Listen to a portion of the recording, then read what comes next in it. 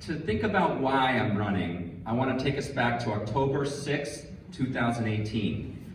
I remember that weekend because I was at the wedding of my best friend.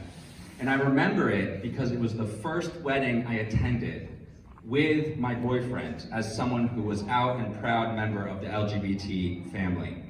And I remember after years of not accepting myself, what it felt like to dance without fear.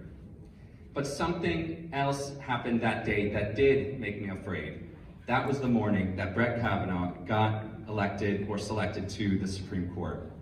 And he put our equal rights, our health care, and our reproductive justice in jeopardy.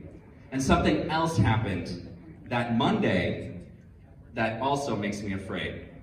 The big report on climate change came out and said we only have until 2030 to make big changes to the way we use carbon if we want to avoid the worst of famine, starvation, and ecosystem collapse. So 1 month after that, when you all sent a big ray of hope by electing Janet Mills to the governor here in Maine, and when she got elected and put up a sign on the road that says, "Welcome home," I decided to come home and join the fight. I learned we are the ones who have to fight for our future. It is not guaranteed. And we have a window of opportunity up in Augusta to fight for our future. Because when we think about housing, it's a regional problem, but Portland is the epicenter.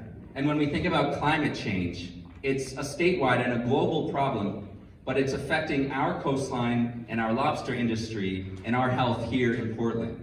And when we think about public schools, it's a statewide problem, but Portland is in the middle of it.